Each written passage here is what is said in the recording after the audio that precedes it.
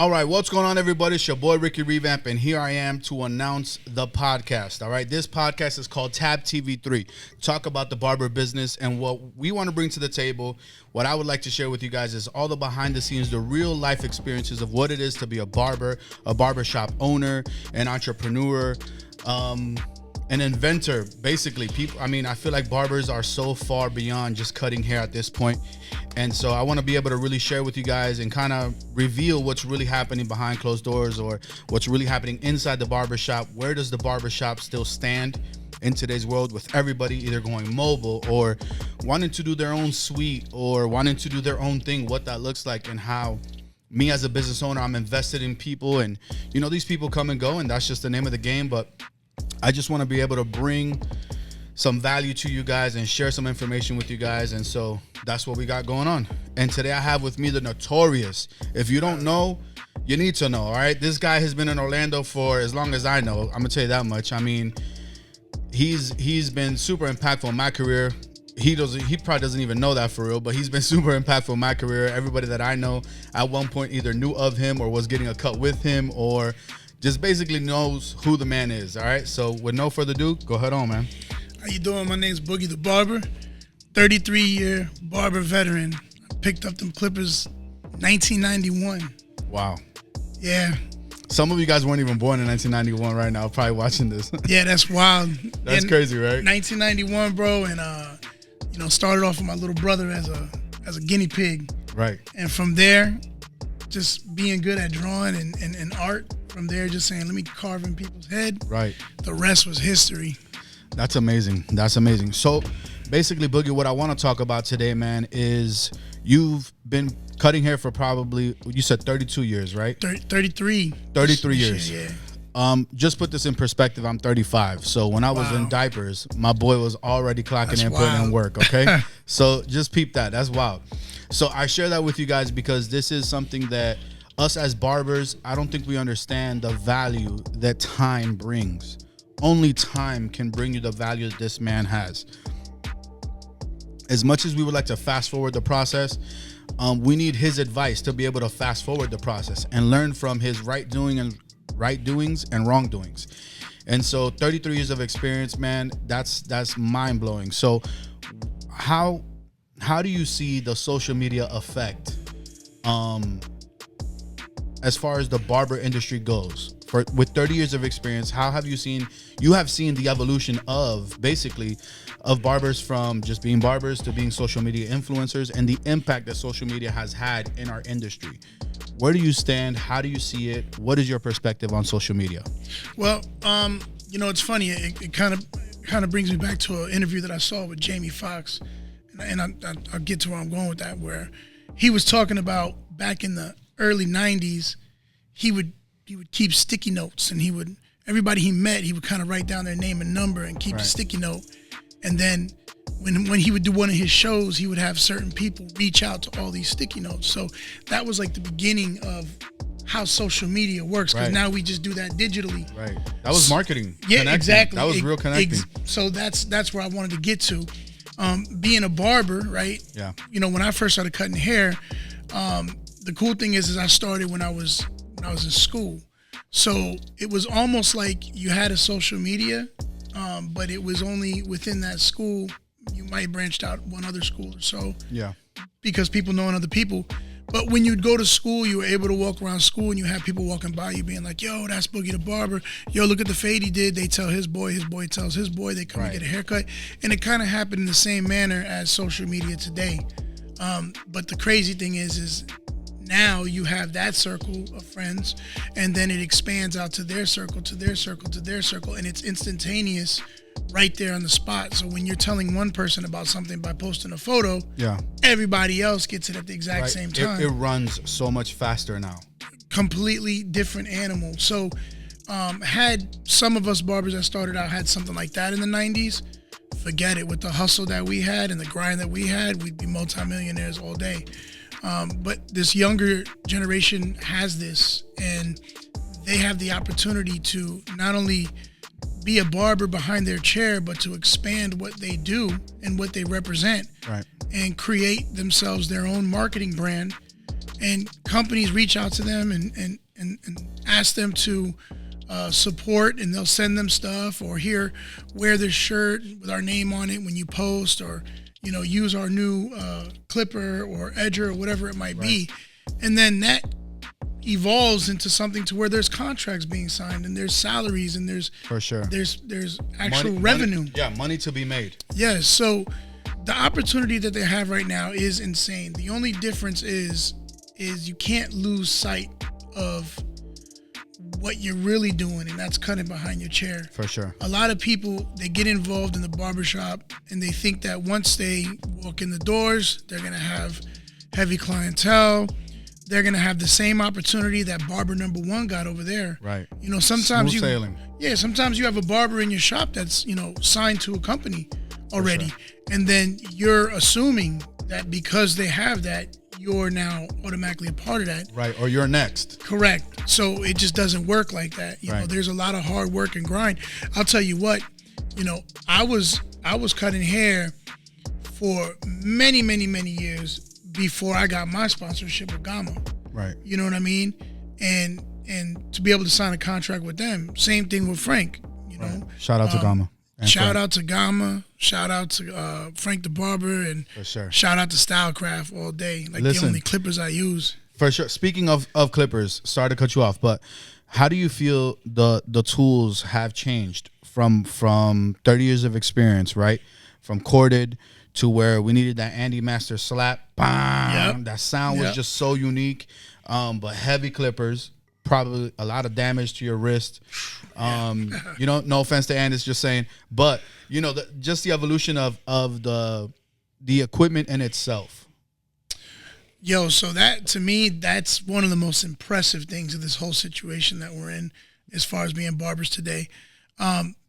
Having corded clippers, you were limited to what you can do, and you were limited to where you can operate unless there was a plug. For sure. And even though those clippers still to this day are stronger because they're being powered by a direct power outlet, these new wireless clippers that they have today are hanging with them all day, especially, and this isn't being biased. I use the Instinct. Right. And when you click the button on an Instinct and that engine hits, it hits. It hits. So it's like, for being wireless, those are some of the best wireless clippers I've ever used. For sure. But you're not limited anymore. Everything's wireless. Not only are your clippers wireless, the blowers are wireless, the spray bottles that they use for the misting is wireless. Everything is wireless. So even the air hose, now there's like a little machine that you can use that's as powerful as an air hose. That's crazy. I tell you what, when I used to travel a lot, I used to fly out to LA a lot, so I would have to, pack extension cords, and then I got to tell them ahead of time, make sure it's a place where there's a power outlet. This was back in 2007, 2008, and I'm like, make sure you got power outlets and whatnot. And then fast forwarding a couple years, and then when that wall designer, or not, my bad, the Magic Star, was it 5-star? The first wireless joint that came out with. Was Magic it the Clips? I think it was Magic Clips. It was Magic Clips. Yeah. The burgundy one. The burgundy one. I think that was the first one. Yep. I remember when that dropped, and I was like, oh, snap, but you turn it on, it's you know what I mean? It ain't no real power. But, right. But you was cutting wireless. 100%. And you was free. Right. And I used to just pack my clippers real quick, jump on a plane and go. I could cut hair wherever. We'd be anywhere, and I'm lacing them up. Right. You know what I mean? So it gave you a new power in your hands to be able to be mobile at all times. Right. Be more accessible. Yeah. Basically. All right. So another question is, man, how do you feel about the business side of things with the way things have changed? Barbers looking for position and opportunities, I think, is greater now than it has ever been. I think barbers are now looking at barbershops with, hey, does the owner have, I don't want to say it, but let's just say it, call it what it is, the status or the pool to basically catapult my career and skip some steps? How do you see that side of the business, being a shop owner, being in this industry for 30 plus years? How do you see that change from day one? Because I remember when I first started, man, all I wanted was an opportunity. Yep. That's it. I didn't care where it was at, honestly. Yeah. I just wanted a shot to be able to get into the shop, get in a chair, let me prove myself, and let me get there. Don't worry, I'll get the clients, I'll hustle. But that was my MO. You know what I'm saying? I've always been that type of hungry person and just go get her and after it. And so How do you see it now versus then? I mean, man, it's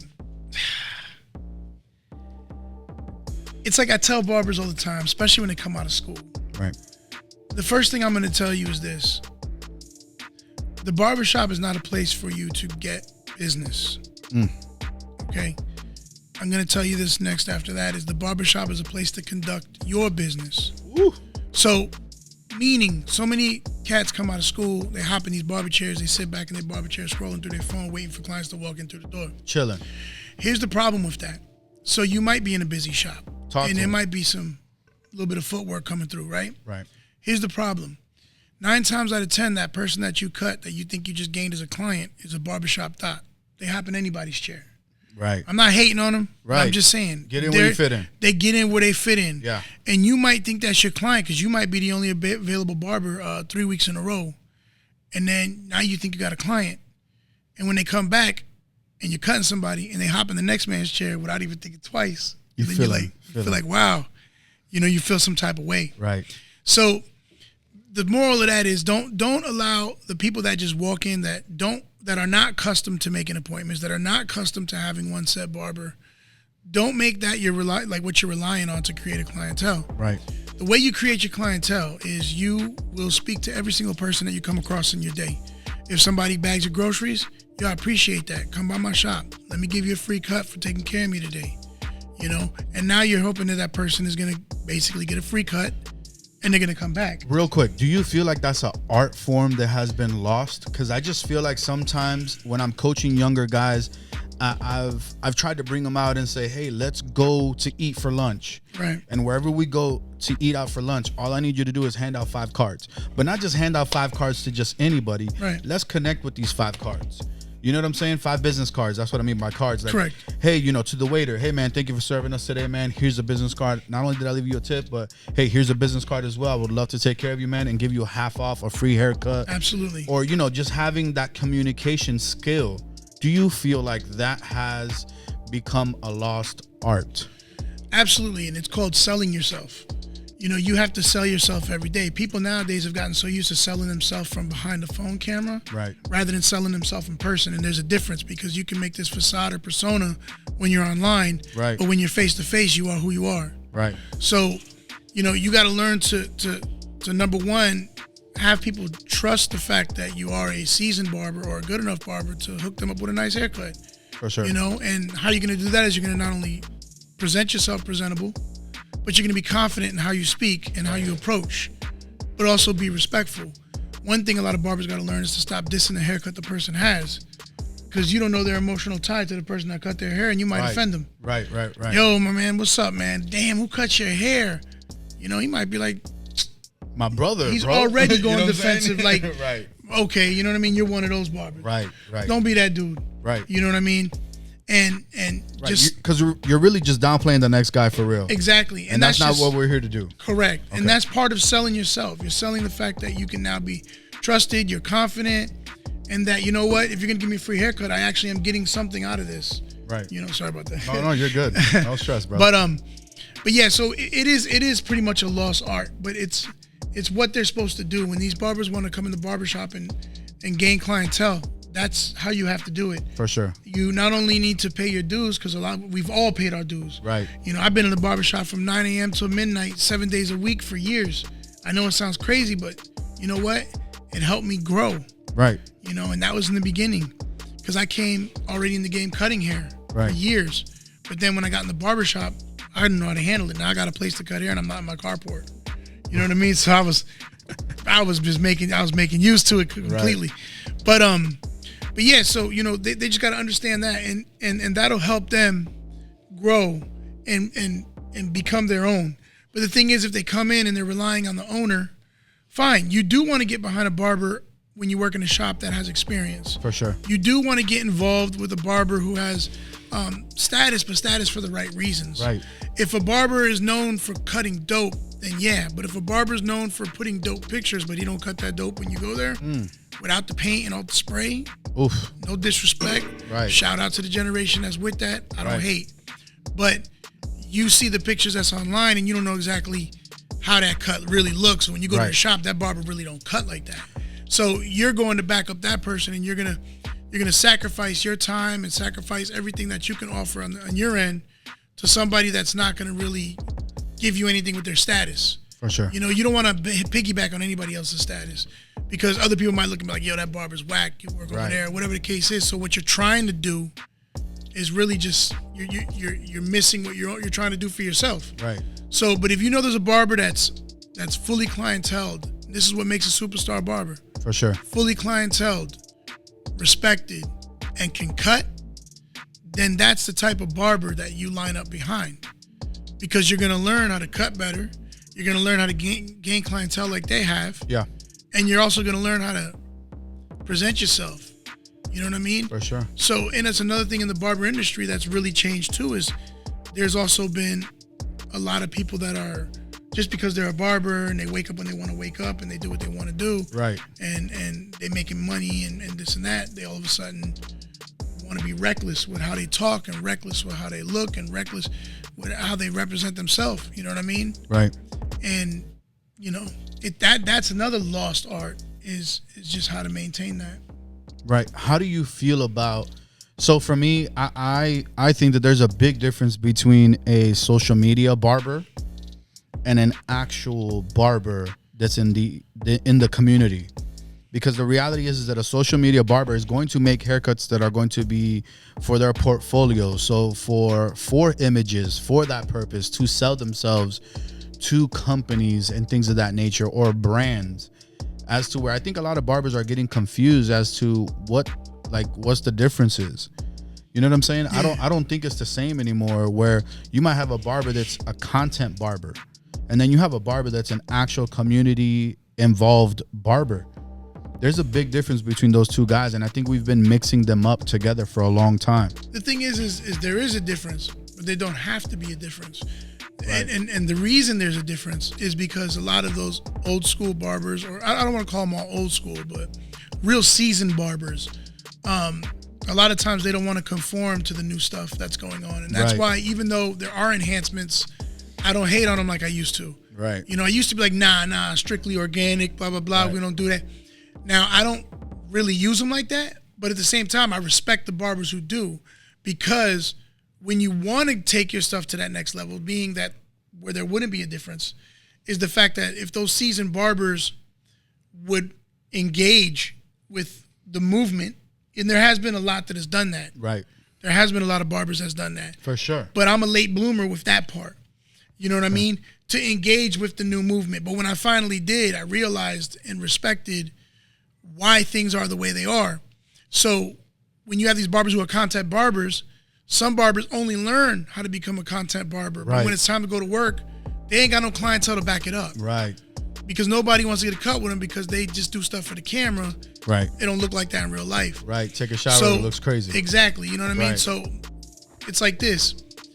When you have those seasoned barbers who learn that, and then they start to grow in that direction, that's when it's kind of not, I say it's a difference, but it's not. Right, you know what I mean? You could be a hybrid. Because you have people nowadays that are actually taking that step to do it. For sure. But yeah, you're right. There are some that train just for the camera, and some that train really behind a chair. For sure, for sure.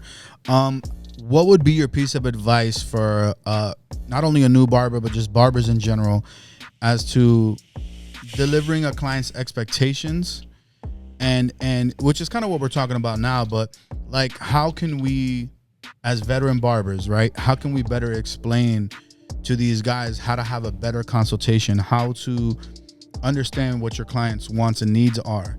I think that's another issue, that where the color and enhancements and experience and all of that comes into, where, hey, this person might not want to get tilted back and want a hot towel and want the steamer and want all of this motion. Bro, they might be on their lunch break. They just want to get a haircut, keep it moving, and go on about their day.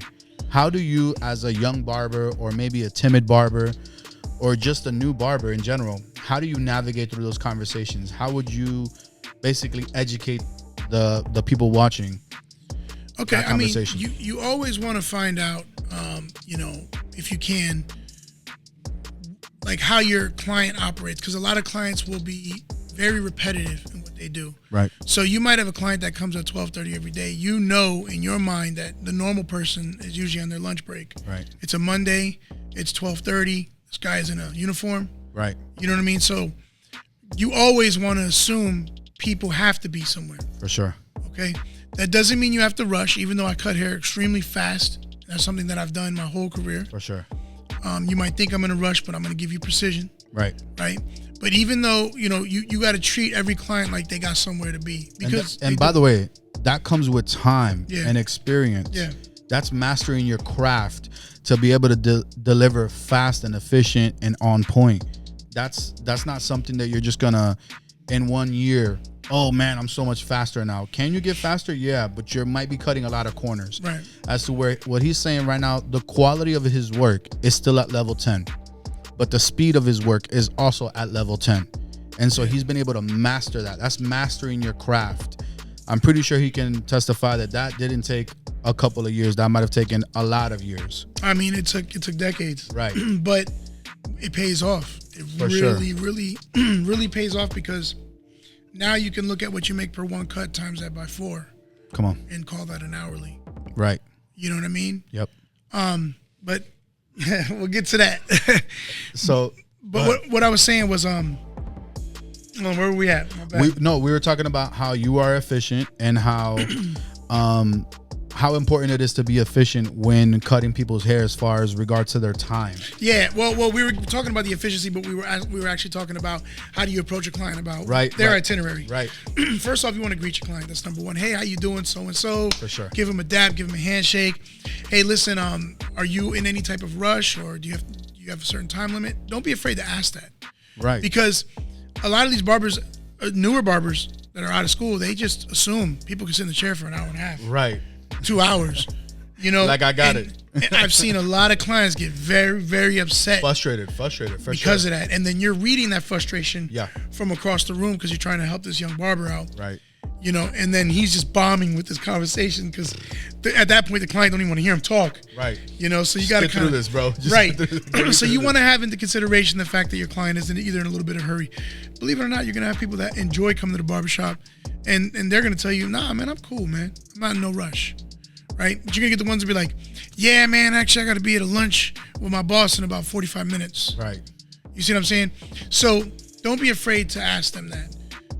On top of asking them that, man, always ask how a person's day is, okay? A lot of times they'll just tell you when you ask how their day is. Hey, how's your day been? Oh, doing good, man, just in a rush. So, right.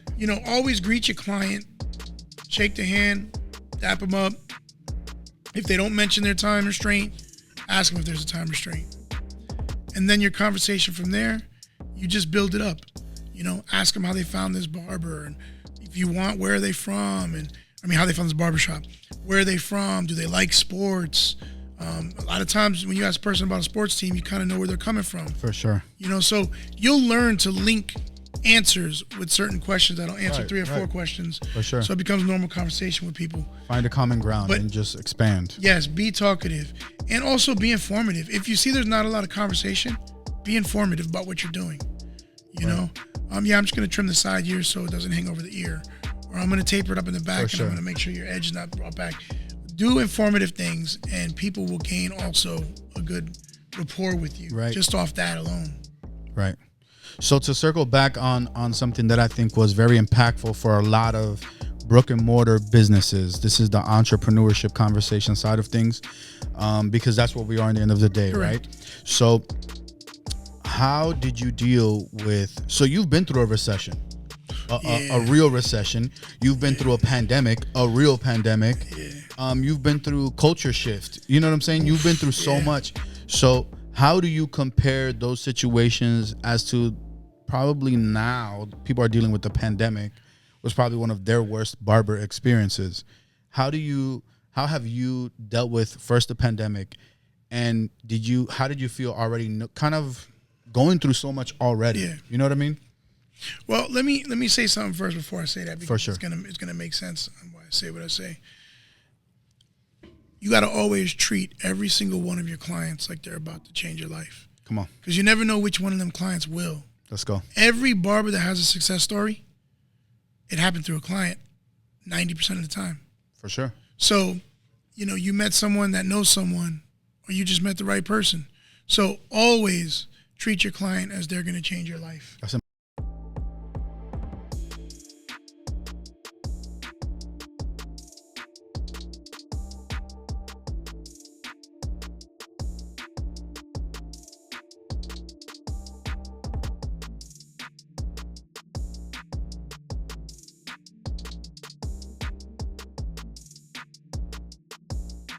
We'll edit that part out too. Yeah, so blooping back in. All right.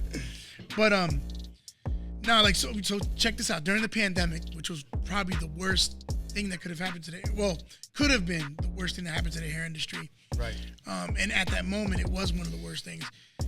You didn't even want to get close to people. So if they're talking about 6 feet, haircuts are out of the question. Right.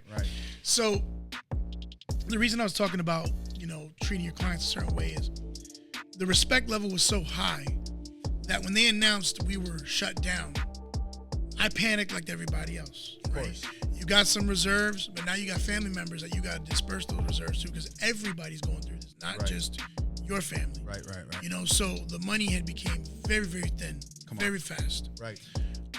But building the rapport that I've built with my clients over the years, I was able to just blast out a text. Hey, listen, I know things are kind of down right now. I know things are looking crazy. We'll figure this out. But to help me get by, would you be willing to pay for 4 haircuts and get 5? Come on. And I'll send you the gift card. What a great strategy. It was mind blowing.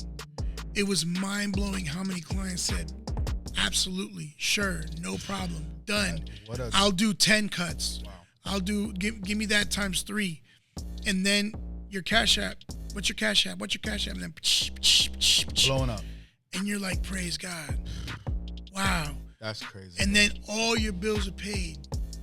All of them for 2 months. Come on. And then money to fill the fridge and be able to still make it through that time. So those 6 weeks. Wow, that's amazing. That's an amazing. I love that strategy, bro, because I don't think people were even thinking that way. Because it was just so overwhelming in that moment. Yeah. That when your back's against the wall, man, that's how you know when somebody has, again, the experience. You know what I'm saying? In a pandemic, in the middle of a hole, my man thought of a strategy of, hey, let me give to receive. So I'll give 1 extra, but you guys take care of 4. Like, that's such a great strategy and so smart, man. I applaud you for that. That was a great strategy. Go ahead. Continue. It was just quick thinking, and it was just, that was the years building up, because you always think of, when you're a barber for so long, you start to realize that if you did not put away for the future like you were supposed to. Right, rainy days. You think of every what if situation you could possibly think of every day while you're cutting hair. Is always a what if in your mind. Right. You know what I mean? Because now, and that's one reason why we're teaching barbers how to make themselves an actual legal business, LLC or S Corp, so they can start putting their money away and dispersing it the correct way. But yeah, man, during the pandemic, that's how that was held down, and it was quick thinking on my part. Thank God, a lot of praying, me and my family. Yeah. So what I did is I started calling all my barbers in my shop saying, hey, listen, it absolutely worked. I need you guys to do this. Start texting your clients. For sure. Text them this, whatever you want. Do 2 cuts for 3 or 4 cuts for 5 or 5 cuts for 4. Whatever you want to put together, and just do that. And I promise it'll get you through. And all my barbers did it. And every one of them had received enough money to carry themselves through the pandemic. That's amazing. And then it's wild because when they came back, right, what was even crazier was then I thought about, damn, when this thing's over, I'm cutting hair for free for like a whole month, man. You know what I mean? I thought about that, right? And I was like, man, but guess what, man? This, once again, your relationship with your clients.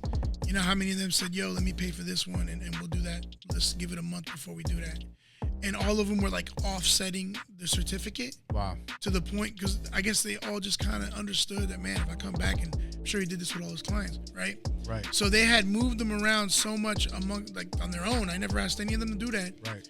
That I was able to still get paid after the pandemic for haircuts while giving out some free. Right. It didn't pile up all at once. Correct. That's amazing. It speckled out like 2 months into my scheduling, but you know what? It didn't stop the money from coming in. Yeah. And it got us through. And that was the key. Yeah, 100%. That's amazing. How do you see that situation versus, a recession situation? So the difference with the recession is what happened with the pandemic was basically it was an unknown, Right. but at the same time we were being told everything's going to be back to normal, right, or somewhat. And it wasn't like you look outside and you've seen the recession happening in a financial way. It was a viral threat of health. For sure. So people were just staying indoors, staying away. But when you see it on a financial level, like what could possibly, happen in our lifetime, it's where you look out the doors and people are not driving how they were before or looking how they were before. They're looking desperate. They're looking anxious. They're driving in a rush. People are expressing, how bad it's gonna get. You think there was more fear? It's a different type of fear. Right. It's a different, people are scared in a different way. Right. So it's gonna be more long term. And with that being the case, it's like, how do you make it through something like that? Well, the first thing you got to do is, like we did, once we realized we had to put away some money, put some money away. You know what I mean? Yep. Pay your taxes always. Always. Always. Get a CPA. For sure. Get on your own payroll. Open your bank account. You can work in a barbershop and have Joe's Cuts at the bank as a legal business name. For sure. To just help you disperse your money correctly. Right. Get paid. Get a merchant account. Try not to ever even touch cash. Have it go directly into your account. Your CPA pulls out your taxes every month, sends you a payroll every month or every week.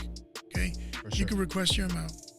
But, always have that stuff paid first before we even talk about money in this industry. And just for the like disclaimer or whatever, we are not certified CPAs not or at accountants all. or anything like not that. At all. We're just giving you our personal life experiences Correct. and what we've gone through. That's why I say hire them. Right. You know what I mean? Get a professional. Go get them. Get a professional, but don't be a barber without it. For sure. Like so since it's going to be long term and you got to make money, start putting money away, money that's already taxed, money that's already taken care of. Start putting that money away. And if a recession happens in your time, make sure you have money set aside for that. But at the same time, while you're paying your taxes, for sure, pay yourself a tax back into your business. Always invest back into your business. Right. Because if you have a business account and yes, you're paying yourself payroll, leave a little amount in that business because that's going to get you by also if things hit the fan. Right. You can still continue your payroll through long term if you have the money stored away, So be smart with your money to get through the recession, because the recession that I've seen back in like 07 or 07, 08 with the housing crash, it still didn't affect that many people financially like something to come will do. They're talking about a big financial situation. That's what I've heard. So being that we're barbers and being that, even though we are kind of a commodity because you have to have clothing, you have to eat. Right. Hair is going to grow right. no matter what. And also fall out for those S&P cats. Come on. And also fall out. So hair is a part of our every single day life. A lot of companies require people to be minimally groomed. But so people come and they sit in our chairs even during the pandemic. But the problem is let's be real here. When you really can't afford things. Yeah.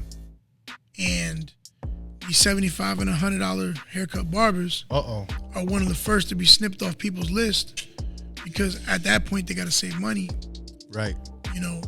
You might be snipped off that list too, but if you're smart, work with your clientele. Right. Work with your clientele through the pandemics too. Come on. I've done that. For sure. You got to take care of the people that take care of you. Exactly. Because I'm telling you, it's going to turn around and it's going to bless you back.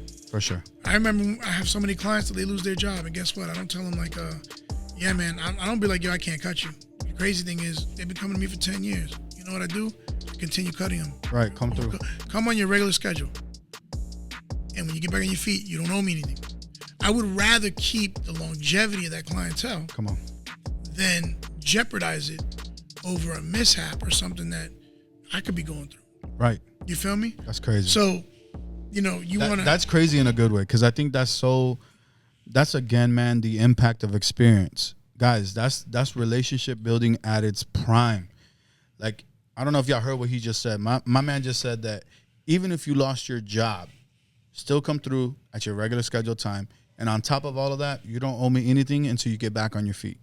Once you get back on your feet, we'll pick up from there. And that's it. And let it go. And it's because he's relationship building. So there's a big difference between just pushing the door and getting people in and out or wanting to be a content person or whatever it is. And we're not knocking none of this. We're just giving examples of situations and how to build longevity in this game. And that's a very major key. You're looking out for people to look out for you. Because trust me, when he gets that job or he gets that bonus or during Christmas time, he knows the work you've put in for him. He's going to look out and give you a little something. You know what I'm saying? He might throw extra bread or bring you a bottle for your birthday or, hey, man, I got 2 extra tickets to go fly somewhere here.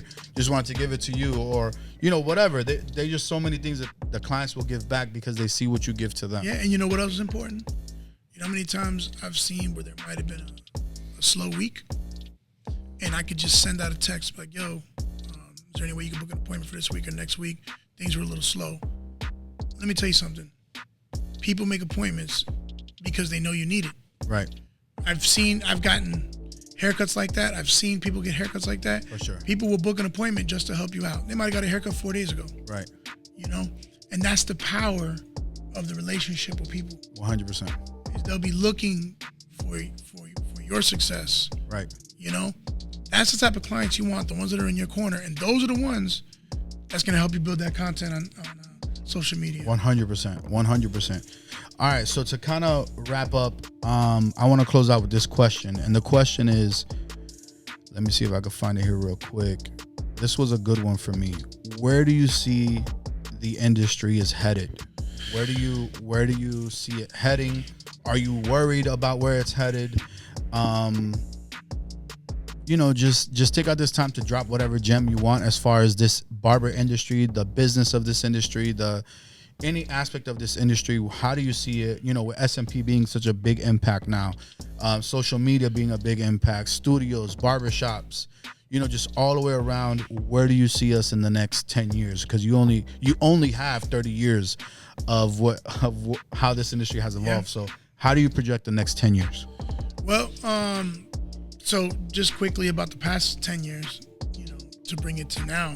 Yeah. The barber game has changed so much. Barbers back then were, you know, a lot of times they just became popular from being barbers around the people they knew. Yeah. Everybody wanted a haircut from them. They knew everybody. Right. You wanted something? Yo, call the barber. He knows somebody. Right. Okay. So we went from being that and making good money to now where we're photographers. You know what I mean? Yeah, we do it all now. We're certified Cosmos. For sure. You know? And we're still artists. That's a beautiful thing. Yep.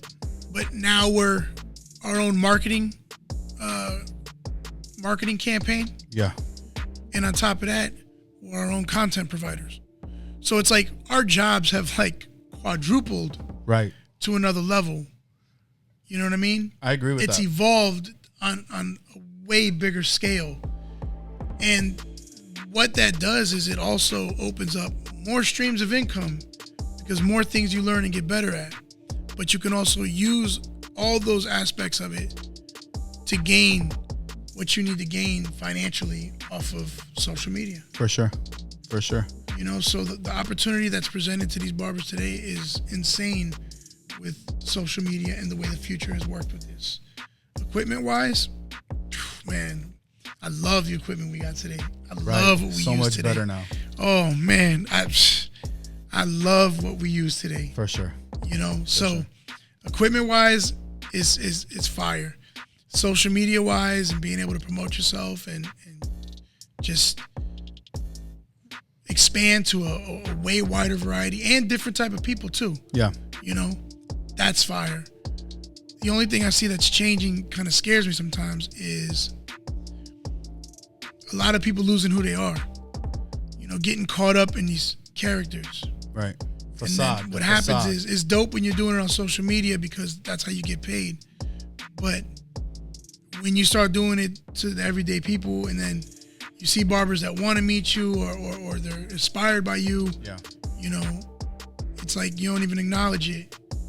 So it's just, I want to see the barbers stay respectful. I want to see the barbers help one another. You know, I remember back in the day, the barbershops used to get together and play each other in softball. Right. Go meet up in the basketball court. Different barbershops. We should do a kickball tournament. Fire. What's up? You with that? Yeah, I'm with For real? it. Yeah, I got short legs, but let's do it. I'm with it. We're gonna do it. We're gonna do it though. We'll Yeah, do a little barbecue, get some barbershops together. 100%. A lot of barbershops used to do that back in the day. Yeah. And I don't see none of that. Now all the barbershops want to battle each other. Right. So war now. Yeah. And which is dope. Battling is dope. Right. Still competitive nature. It's cool. But and I want to say something about that. Don't feel like you have to have a certain amount of followers or a certain amount of trophies to feel like you're successful in this industry. Right. We're losing sight on what success is. Right. And what can be successful is what we get stuck on rather than what is successful. Right. You know what I mean? So I honestly want to let people know, just keep your eyes on the prize, man. This industry here is so rewarding. For sure. It's so rewarding. You get so much out of it. The people you meet, the connections you get, the money you make, and the fact that at some point you'll be able to control your time and your money. Can't beat that. You can't, man. So listen, with that, anything else you want to drop before we close out? Yeah. Get Scout Micropigmentation certified. You want to be able to control both aspects of your industry. You want to be able to control the hair growth aspect of it. Right. And look, I've seen clients that have cut for 10, 15 years. I don't see them for 6 months. Yo, what's up? What's going on? Oh, Boog, I just started shaving my head bald. I lost all my hair. Right. Now I can say, no, come through. I got you. I got you on something else. Put that SMP, and guess what? They keep coming, getting a half on top with a skin fade. Right. They're the same price. They're back. You feel me? Right. So I just extended the life of my client. For sure. I solved their problem. Right. And I made more money.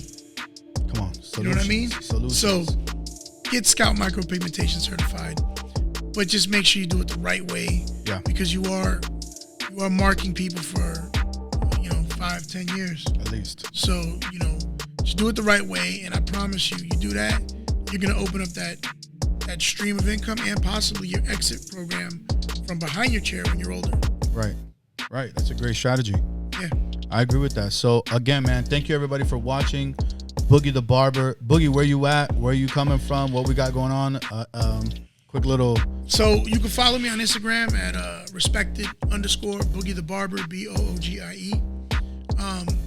Also, my barbershop is located right outside of Winter Park on Forsyth Road, Boogie's Barbershop. I'm not, I got to promote my man Ricky Revamp Barbershop here in Altamont too. You already know. I mean? Like, fire. They do some things and the shop is beautiful. But I got my shop on that side of town. Anybody's welcome to come through. For sure. And your family, you know what I mean? 100%. 100%. So again, man, thank you guys for watching. Thank you, Boogie, for being here today, for taking out time out of your busy day, busy schedule with everything you got going on. And I really appreciate it, man. Hopefully this is not the first and last. Yeah. Hopefully this is just the first of many. And, because there's so much more to be told behind this. And hopefully for the next episode with him, we'll go to his shop.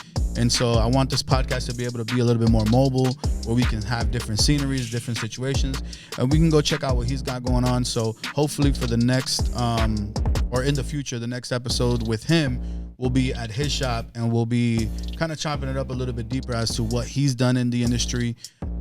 Because y'all don't even know, man, but NBA Barber here for real, been on ESPN, but probably been on a whole lot, man. There's just so much more to go. I mean, there's only 30 years that we can go through, 30 plus years that we can go through. So this is all we had time for today. Thank you again for watching. Support the channel. Like and follow for more. Subscribe. You already know. Let's go. It's your boy, Ricky Revamp, Boogie the Barber. Let's go. Let's get it.